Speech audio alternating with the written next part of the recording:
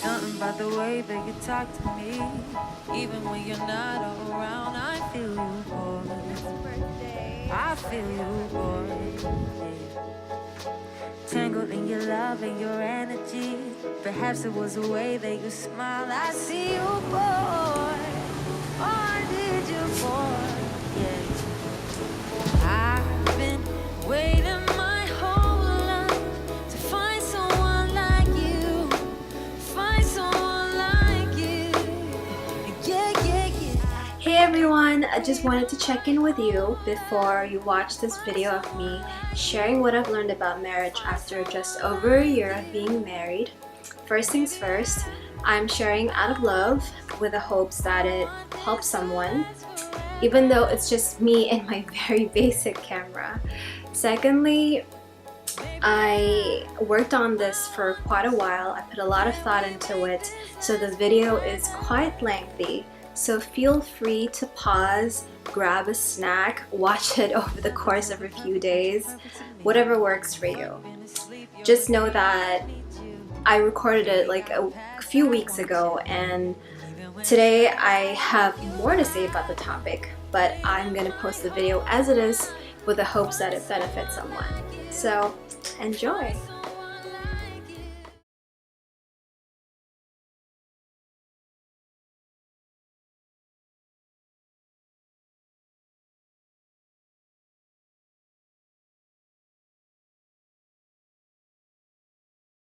I know it's been a while, but I've been busy getting involved in different projects in the community and also busy with life in general.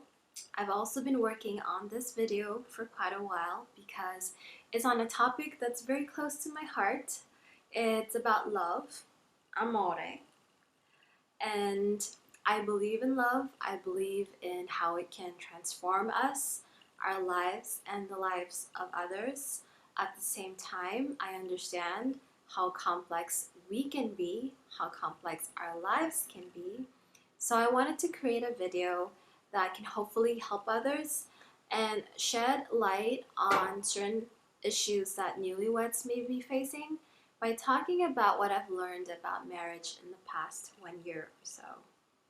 While I want to keep Juan and I's personal lives private, I want to share what I've learned from my personal experiences and show you guys that you have the power and the agency to make choices that can create a healthy and happy marriage. The quality of your life is based on the quality of your personal relationships and also the relationship that you have with yourself. And if you believe in a creator, you're a creator. But for this video, I'm only going to be talking about personal relationships, marriage in particular.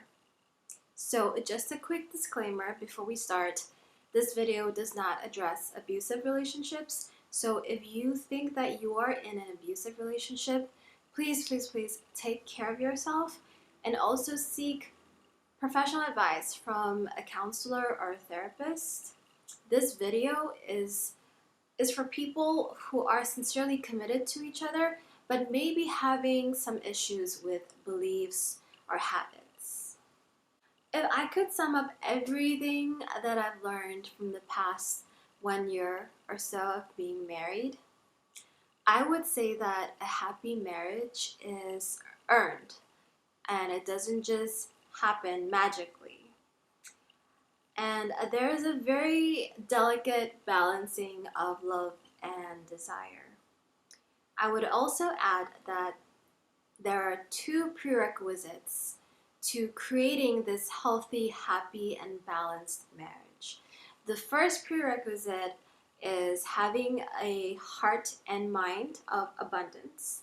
The second prerequisite is having the intention to grow together. So let's talk about the first prerequisite, having a heart and mind of abundance. If you haven't heard about abundance mentality, I suggest that you look it up. It is a life and game changer, and it's only one Google search away. And once you've done that, I want you to remember that a mentality of abundance is supported by a heart of abundance.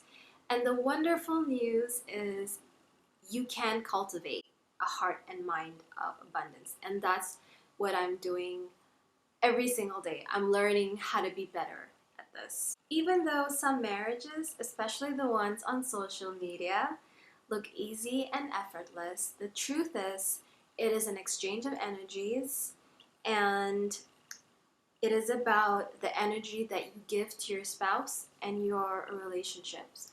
So if you have a heart and mind of scarcity, you could be unwilling or fearful to do the work that is required to make your marriage thrive.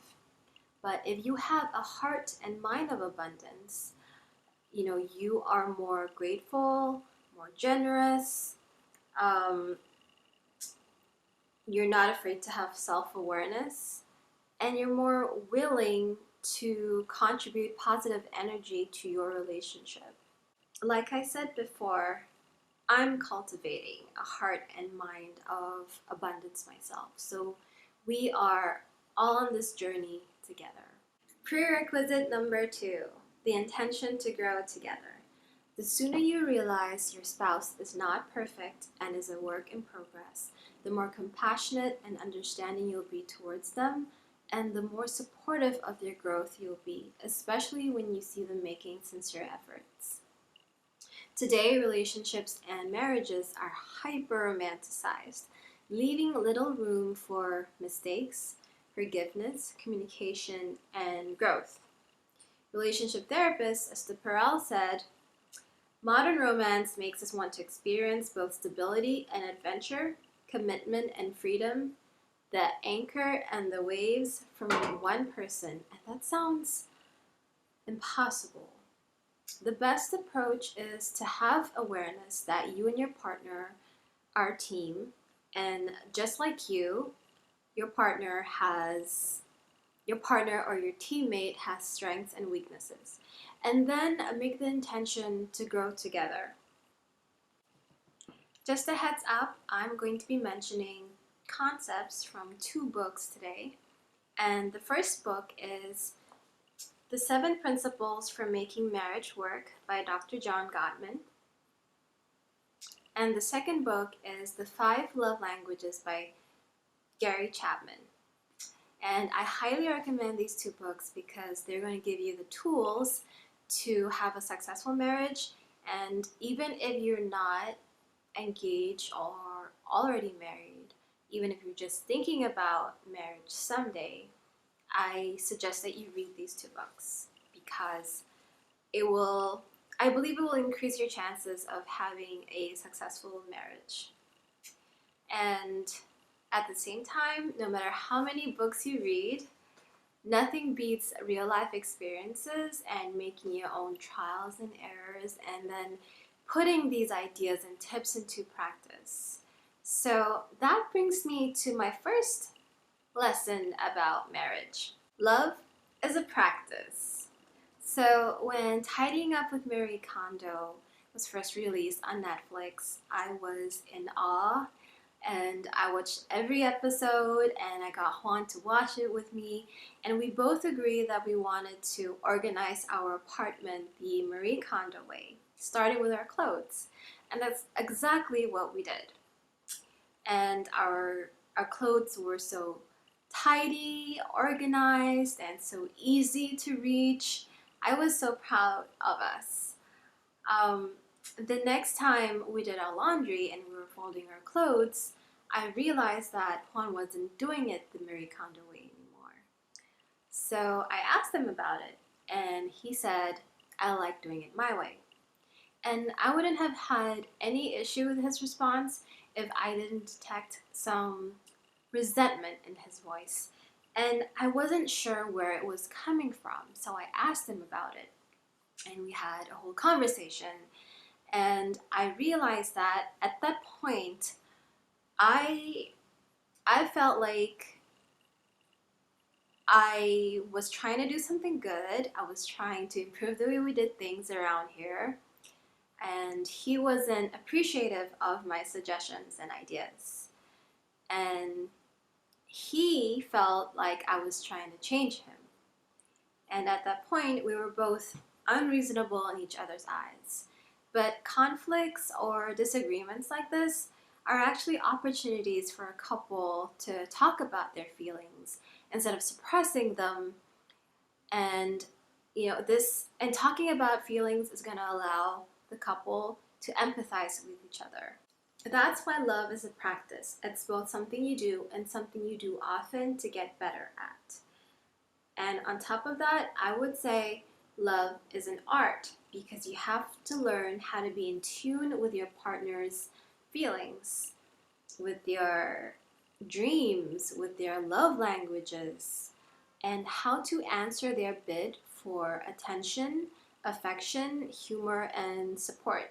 And the only way to do this is for both people in the relationship to be honest and vulnerable with each other when expressing themselves, and to turn towards each other instead of away from each other in both good times and in difficult times. I can't speak for myself, but Juan is getting better and better at understanding me, and I still fold my clothes the Marie Kondo way while he doesn't, but that's okay because small differences don't matter. What matters is how your spouse feels. Lesson number 2, keep things fresh by having a routine. Now that may sound like an oxymoron because the word fresh and routine are like the opposites, right? But hear me out. Before I got married to Juan, I asked his mom, "Oh, why do you think he wants to marry me?" And among her list, she mentioned, "You both love to grow and develop yourselves." And that's true. Both Juan and I love doing things with purpose. We love doing things that help us to better ourselves and achieve our goals. And now that we're married, we've joined forces. I've learned that our natural inclination towards personal development has been really beneficial for our marriage, especially when we do things together and consistently. For example, Juan and I attend weekly classes and we go to the gym a few times a week together. And he may be doing weights and I may be working cardio, but we're still there working on our health goals. So this weekly routine that we have keeps us on the same path and working towards similar goals. We also have a daily routine of catching up on each other's day and discussing what we're grateful for that particular day. So someone could ask, why not continue dating after marriage? Like going out for dinner dates, movie dates, and I think that's really important. But focusing on personal development has really strengthened our marriage and it has strengthened our friendship, which is the foundation of our marriage, because it reminds us that we are a team, and just because we're married, we shouldn't stop being best friends, and we shouldn't stop being supportive of each other and of each other's growth. So, are you still not convinced by this lesson? Okay. What comes to mind when you hear or see the word fresh? It's probably new, exciting, fun, but ultimately it's about desire, right? And the human ego craves novelty while the human soul desires permanence. So we are in this loop of satisfying both the ego and the soul. In marriage, you want to desire what you already love and have, and you want to be grateful for the spouse that you have and the relationship that you built together. Sure, we can change our appearance, we can get a new hairstyle, buy new clothes, travel to new places together, and all of that is commendable. but they also only create temporary desire and excitement. True and lasting desire is based on fondness and admiration, and a little bit of mystery, like the sense of there's more to discover about your spouse. When I'm watching Juan working on himself, I'm watching him strive, using his intellect, digging deeper into himself, and excelling at what he loves to do. And I'm watching him shine. I'm watching his character shine, and that is what I'm most attracted to in a person, their character. I want to quote a couples therapist named Shelley Bullard who said, "People who we tend to perceive as naturally attractive likely spend less time trying to create an appearance that fits a particular aesthetic and more time cultivating an inner connection to who they are." Earlier on, I mentioned mystery as an element for creating desire. So, what's personal development got to do with mystery? Well, the great thing about personal development is that the sky is the limit. There is always room for growth. And you keep things fresh and fun because you are often learning something new about your spouse and you are seeing new sides to their personality or their character. And you're seeing that this person you're with is a fascinatingly complex human being. One last note on personal development. Personal development has helped Juan and I to see that our marriage doesn't have to be fun, entertaining, or exciting all the time. What's most important is that we are connecting with each other and we are committed to each other and each other's growth. So even if you have kids and you spend so much time together as a family, carving out a time for you and your spouse to work on something meaningful together is going to work wonders for your marriage. Lesson number 3, a good attitude goes a long way. When I was getting to know Juan, I asked him, what is the first thing that you notice about a person? And he told me something I was not expecting. He said, their attitude. So I went on full nerd mode to find out the definition of attitude. And I'm going to share it with you guys. A mental and neural state of readiness organized through experience, exerting a directive and dynamic influence upon the individual's response to all objects and situations with which it is related. And that is by American psychologist Gordon Allport. Your attitude is your disposition, your way of thinking, and the feelings that go along with those. A healthy attitude is characterized by a general sense of well-being and equanimity about life. A good attitude is ultimately a healthy attitude, and being able to respond to life in a way that is responsible and fair, and sometimes that means fighting that first reaction that maybe isn't appropriate for that situation. It is human to experience disappointment, frustration, sadness, anger. But when you have a healthy attitude, you're more likely to handle these difficult emotions with responsibility, and you're more likely to face life circumstances with positivity, hope, patience, and maybe even investigate the underlying emotions behind these difficult emotions. I knew the first year of our marriage would be a crucial time for Juan and I because we're not just learning how to live with each other for the first time, we are also building a foundation for a relationship that we hope to be in for the rest of our lives. And that means that foundation has to be strong. Disagreements are inevitable, but they can be healthy and useful if we know how to use them to strengthen our relationship. Juan and I have learned how to communicate with each other better, and we've learned to fight that first reaction of like, you hurt me, so I'm gonna hurt you back. And that I think has really saved us. A good attitude isn't about being perfect. It's about having the willingness to learn, the willingness to be influenced by your partner, and to keep improving yourself and not allow setbacks or challenges to consume your marriage. The most important thing that you can do for your marriage is to create a healthy culture between you and your spouse. In the book, The 7 Principles for Making Marriage Work, Dr. Gottman outlined several predictors for divorce. It's criticism, stonewalling, defensiveness, and contempt. For example, there is a difference between a criticism and a complaint. So a complaint sounds something like this.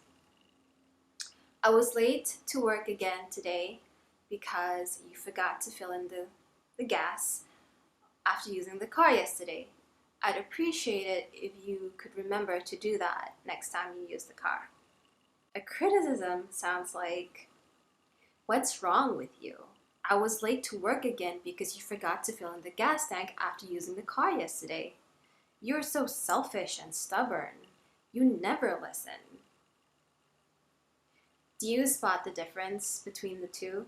So a complaint has a soft startup, whereas a criticism has a harsh startup, and it's riddled with contempt, mockery, and it's demeaning and makes the other person feel little.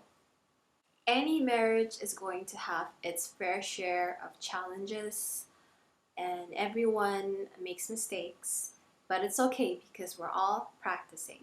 And that's where a healthy attitude comes in handy, especially when making repair attempts. This book defines a repair attempt as any statement or action, silly or not, that helps to de-escalate a situation. If you think about it, the word repair means bringing two things together again, two people together again. So as part of his repair attempts, Juan likes to hug me, and he didn't always know that I like hugs because, we're still learning about each other, right? Until I told him one day, and that's the thing, like, when you tell your partner what makes you feel better, you're not only empowering yourself, but you're empowering them because you're giving them a way to diffuse the conflict, to diffuse the situation. You're giving them an idea of how to restore trust again and to make each other feel secure and loved again. How does one begin to make a repair attempt? Saying sorry is a great start, but knowing your partner's love language or languages can be really helpful. What is a love language? A love language is how we describe how we feel appreciated and loved.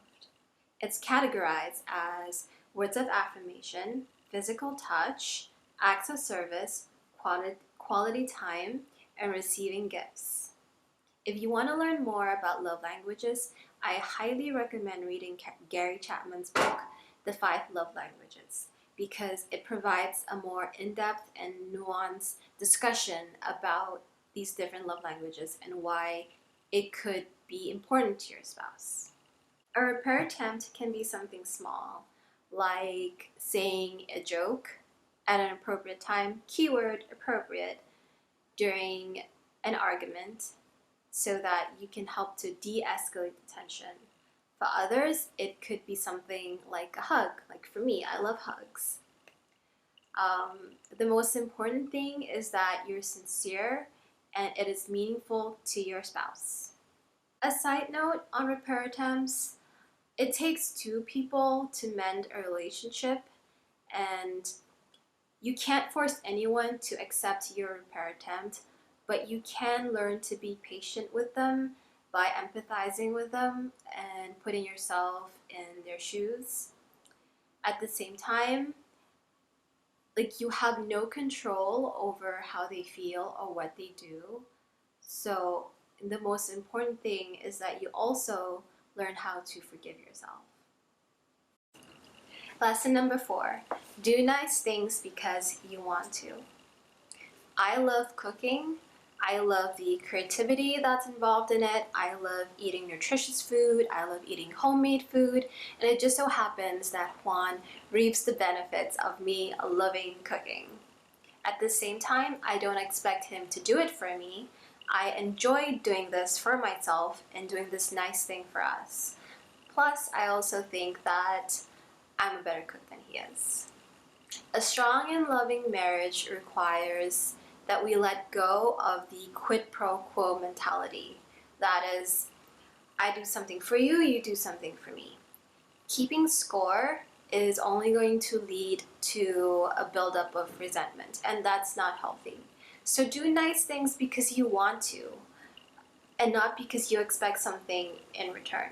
This is where having a mentality and heart of abundance is going to be really helpful, because you know that you have so much value to give to your spouse and your marriage, and that is your love, your time, your energy, and you know that any good that you do is going to come back to you anyway in some other shape or form. Don't say things like, if my spouse doesn't do it, why should I do it? If your spouse jumps off a cliff, are you going to do the same? Remember that your spouse may be contributing to the marriage in a way that is aligned to their strengths. So you should also do the same. Contribute to your relationship or marriage in a way that is aligned with your strengths. In order to nurture each other and your relationship, you can't hold back your love. You have to be generous with it. As Dr. Gottman says, the idea of quid pro quo seems to operate in unhappy marriages, where each partner feels the need to keep a running tally of who has done what for whom. Happy couples, on the other hand, do nice things for each other because they want to. Lesson number 5, happy wife, happy life. When Juan and I were on our honeymoon in Turkey, we met up with my friend Aisha and her husband Yoktuk, who got married just a year before. Juan asked Yoktuk, do you have any advice for newlyweds? And he said, happy wife, happy life. And we all laughed. It's cliched, but there's truth in it. And Yoktuk also said that some men are afraid to be real men. And real men are men who are happy to help their wives and support them and encourage them. And obviously, I agree. I think an emotionally intelligent husband knows how to make his wife happy and be supportive and encouraging, and is also secure enough with his own masculinity to do this. At the same time, I want to remind women that we are more than capable of making ourselves happy too, because there's only so much that our husbands can do for us if we don't know or we have forgotten how to make ourselves happy. And if I can be completely honest, I don't think I would be happy in this marriage or any marriage if I didn't love myself or know how to speak up for myself and take care of myself. And I think these are the things that Juan loves about me, that I know how to love myself. Marriage comes with many responsibilities that we should take seriously, but we should also remember that as women, we are individuals in our own right. We have our own rights and responsibilities, and we should also have personal goals and interests and things that make us happy. So reserve some of your time and energy for these things that inspire you, fulfill you, energize you, uplift you, and then return to your responsibilities. When you're happy and your cup is full, then your cup overflows and you can bring happiness and joy into your marriage and your family. Don't think of your self-care time or me time as selfish or a waste of time, because it's not. At the same time, don't use them as a pass to run away from your responsibilities, because that is dangerous. Instead, use this time to recalibrate, to make yourself feel inspired again, to relax, to energize yourself so you can be happy as a woman, and then you can return to your responsibilities. Let's face the truth. If we don't know how to take care of ourselves, none of the things we do would be sustainable. No one said marriage is easy, or any romantic relationship for that matter, because you are two people with different personalities, different dispositions, different wants and needs, dreams, privileges, and baggage. But we were created to love and be loved. As I was writing this, I realized one of the most helpful factors in our marriage has been the fact that we are people who don't run away from our responsibilities. And responsibility is so much more than providing financially. It also means providing empathy, understanding, compassion, love. And in order to balance love and desire, rights and responsibilities, you need to have a heart and mind of abundance and this intention to grow together as a couple. And you need to be able to reflect on your actions and not beat up yourself over your mistakes. Instead, hold yourself accountable and use this new information to accept that you have strengths and weaknesses, to love yourself, and to do better next time. No one is perfect. We all make mistakes. And that's why we are all learning together and being on this journey together. There is a quote by Tracy McMillan that I like, and it goes like this. The good news is that I believe every woman who wants to can find a great partner. You're just going to need to get rid of the idea that marriage will make you happy. It won't. Once the initial high wears off, you'll just be you, except with twice as much laundry. What I like about this quote is that it reminds me that I have to know how to make myself happy as a woman, and it also sets a more realistic view of marriage. At the same time, I think marriage can make us happy as long as we know how to redefine love and marriage and what happiness means to us. I want you to think about what has shaped your beliefs about marriage. What have you internalized from your parents' marriage? What stories were you told? What stories have you told yourself? Because this is the first step to understanding your beliefs, where they came from, and what beliefs are holding you back, or what beliefs have been really helpful for you. I hope this video has been useful, and I have put a lot of thought into it, and if you have any questions or feedback for me, let me know. You can email me at shaharaeliza@gmail.com. Oh, so before I forget, I also asked Juan what are the 5 things that he learned about marriage so far. He said, happy wife, happy life. It's important to put your ego aside to learn from another person and grow as an individual and make yourself a better person. Growth is tough. It hurts. Embrace it, but know it's for the better. I've learned to not always think about myself, but also think about my other half. Thank you. 5th lesson, it's important to listen, to try and empathize with your partner, to try to see things from their perspective. Sometimes you have to pause because your first reaction or judgment based on what the person said is probably wrong. Ask questions and dig deeper until you understand. Thank you for sharing, Juan. Alright guys, until next time.